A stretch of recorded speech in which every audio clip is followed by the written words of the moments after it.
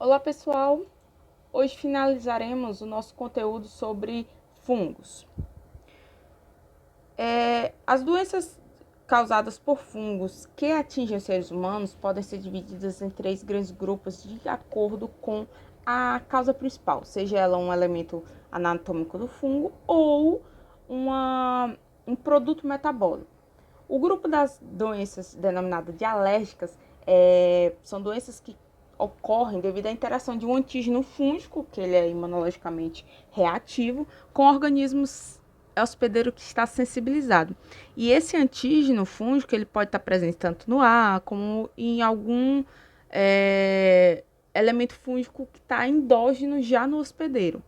Um exemplo clássico de uma doença alérgica causada por fungo é a chamada ABPA, ou seja, a aspergilose broncopulmonar alérgica, que, como o nome já diz, é uma doença pulmonar em pacientes, por exemplo, asmáticos, e também podem ser adquiridos facilmente por indivíduos com fibrose cística e mediante uma resposta alérgica a muitos antígenos que é expressados, por exemplo, pela espécie Aspergillus fumigatus, que ela vai acabar colonizando o muco brônquico. Já o grupo das toxigênicas podem ser de 2 tipos. No caso das toxigênicas, essas doenças são causadas por uma substância produzida por esse fungo. Tá? Se por exemplo, ocorreu uma ingestão de um alimento contaminado com a micotoxina de um fungo microscópico, aí nós temos as chamadas micotoxicoses, causadas, por exemplo, por espécies dos gêneros.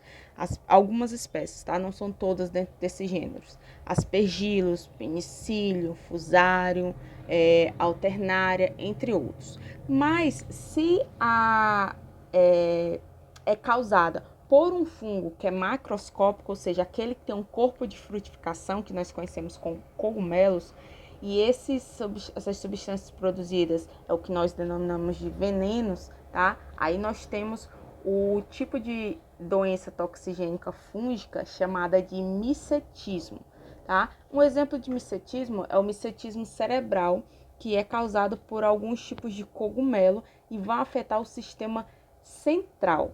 E existem alguns gêneros que são principais relacionados a esse tipo de micetismo cerebral, como o gênero Psilocybe e Amanita. Em geral, os agentes de micetismo cerebral são denominados de fungos alucinógenos, tá? Pois eles apresentam como principal característica alguns quadros de alucinações.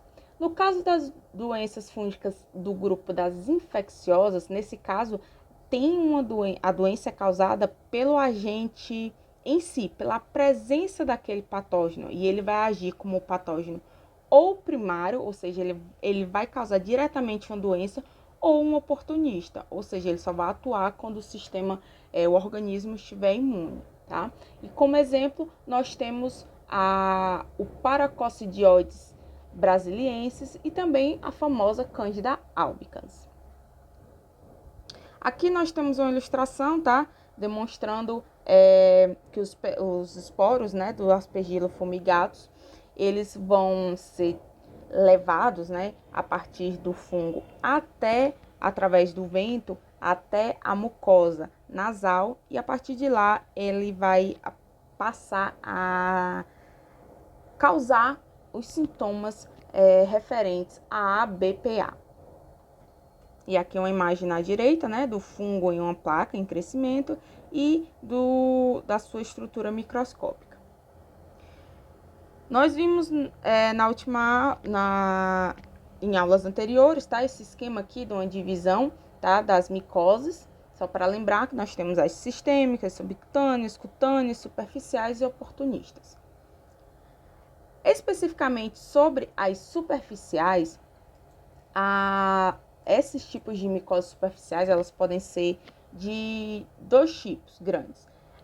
Elas podem ser as chamadas estritas, que elas estão na camada superficial da pele ou do pelo e tem como habitat principal o homem em si, como por exemplo o que acontece com algumas espécies do gênero Malassezia, ou ela pode estar na natureza, como ocorre, por exemplo, como a Piedraia hortae, Trichosporum, o gênero Trichosporum, entre outros.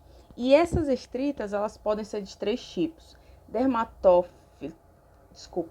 dermatofitoses ou hialoifomicoses ou fel-ifomicoses. No caso das dermatofitoses, elas vão ocasionar problemas na pele, pelos e unhas, e eles são fungos que têm a capacidade de quebrar a queratina. Por isso são chamados de fungos queratinofílicos, né? Ou dermatofílicos. E a transmissão geralmente é de homem a homem, ou de animal ao homem, ou do solo ao homem.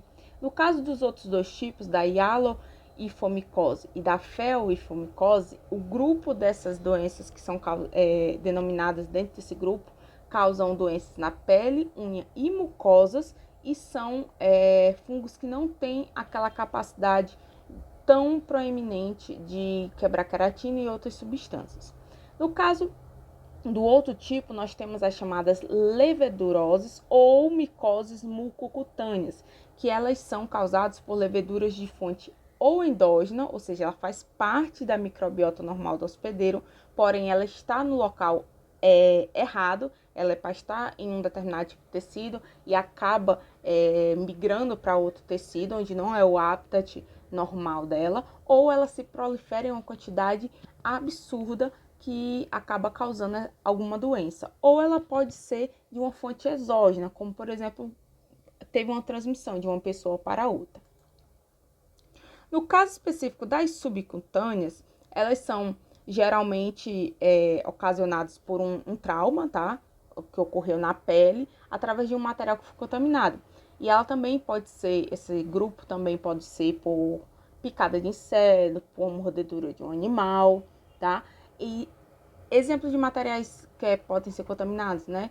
Podem ser um pedaço de madeira, ou um vegetal, ou um instrumento hospitalar não higienizado, entre outros.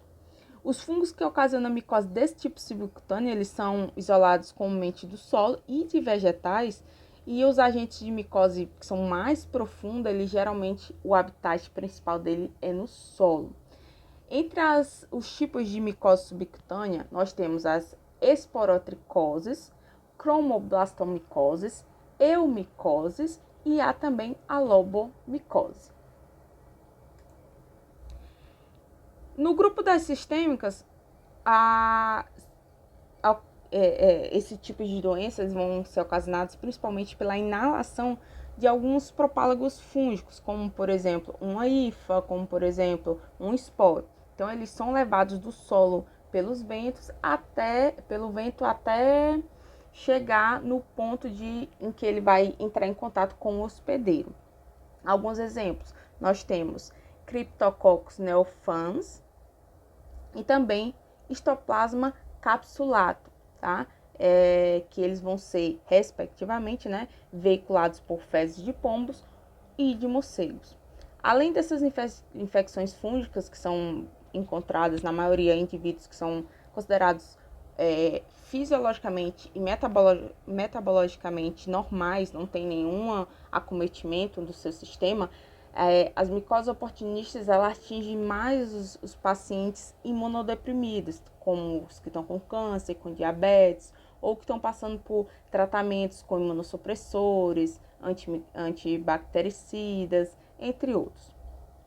Há também uma influência, tá, da idade, do sexo e de outras condições do organismo em relação à frequência com que pode o organismo ser atingido por uma micose, tá? Além disso, algumas atividades profissionais elas estão mais suscetíveis a uma determinada doença profissional de origem fúngica. Por exemplo, floristas e indivíduos que manipulam madeira, eles estão mais sujeitos a algum tipo de traumatismo, alguma pancada, né, algum rompimento da pele e podem adquirir, por exemplo, esporotricose, tá? Já alguns agricultores podem serem atingidos por cromoblasmicose ou por micetomas, entre outros, que são doenças causadas por fungos que estão principalmente no solo e em vegetais em grande quantidade. O tamanho também da forma infectante do fungo ele é fundamental, pois isso irá definir especificamente o local onde irá iniciar o processo de infecção, tá? Ou de infecção. No caso, se você tem partículas com tamanho de diâmetro acima de 10 micrômetros, elas vão atingir as vias aéreas superiores e causar sintomas similares ao que, digamos, seria uma rinite. Entre 5 e 10, elas vão conseguir atingir os brônquios e vão ter como consequência os chamados quadros asmáticos, similares aos quadros asmáticos, desculpa.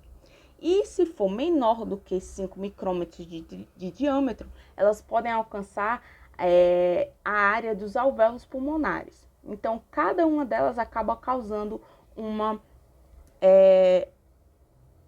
os sintomas diferentes e níveis de interação e causa de sintomas e consequências desses sintomas mais graves para os hospedeiros.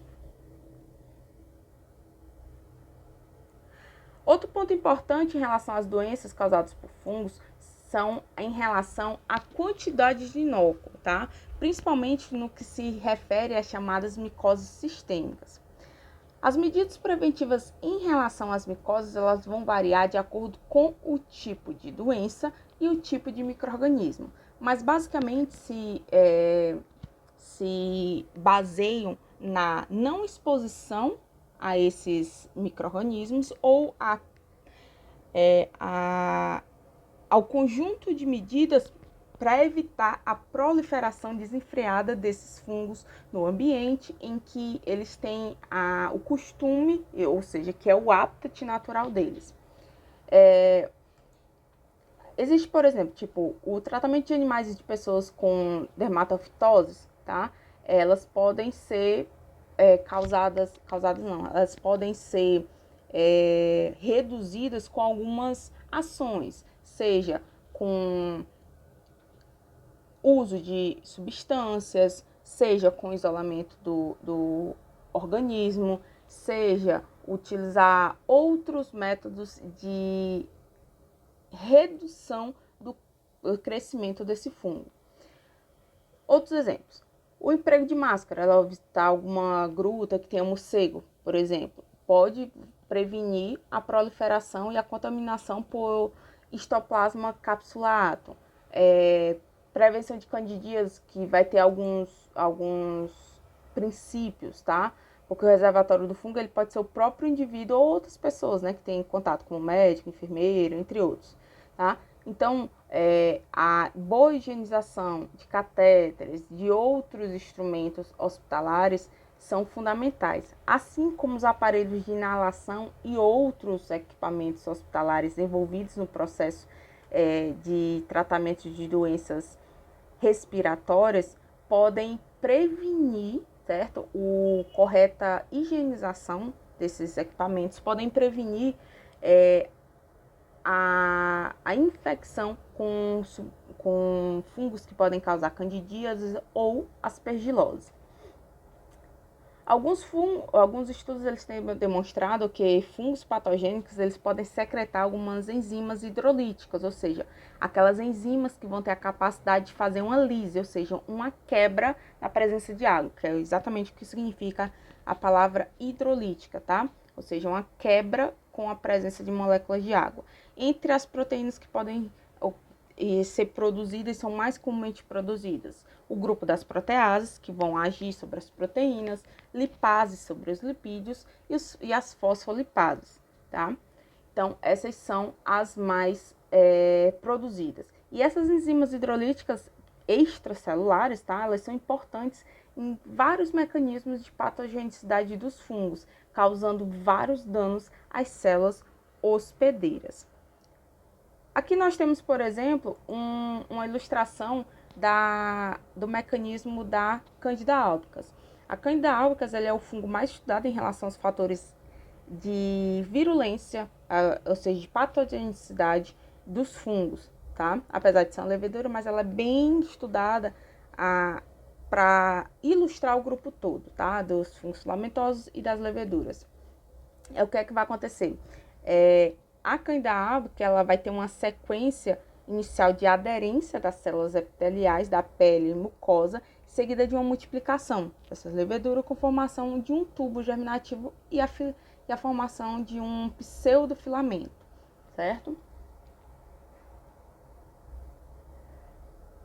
A Candida albicans também, ela pode produzir alguns tipos de exoenzimas, como proteinase, fosfolipase, e essas enzimas elas vão permitir a penetração dessas leveduras, dessas células de leveduras, causando o que nós conhecemos como resposta inflamatória nos tecidos. No caso específico da proteinase ácida, como por exemplo a aspartilproteinase, ela vai ter que ter uma atividade, como o nome já diz, em pH ácido. Ela possui especificidade sobre um substrato, ela bem mais ampla, então ela vai conseguir atingir e quebrar várias substâncias, como por exemplo, queratina, colágeno, albumina, hemoglobina, entre outras.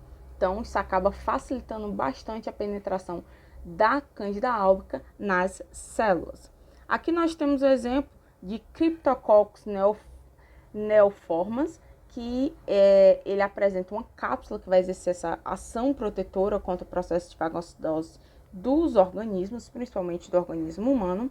E esse fungo ele apresenta a produção de algumas enzimas bem importantes durante esse processo de infecção. No caso, a urease, e ela também pode produzir a fenoloxidase, que está bastante relacionado com o processo de patogenicidade.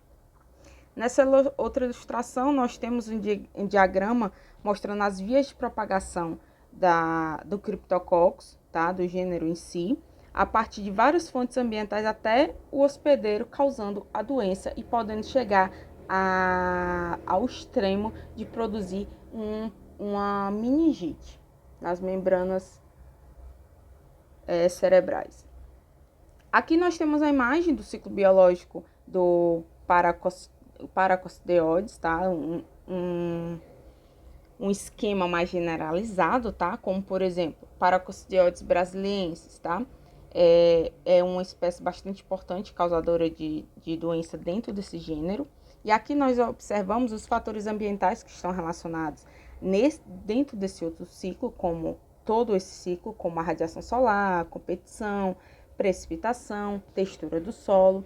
E a partir da proliferação desses fungos ocorrem a inalação das estruturas dos conídeos, que podem ter como hospedeiros não só o ser humano, e dentro do hospedeiro vai ocorrer a disseminação e a reprodução desse fungo e, consequentemente, a morte das células do hospedeiro, e assim vai ter a propagação e continuação do ciclo de vida deste micro-organismo.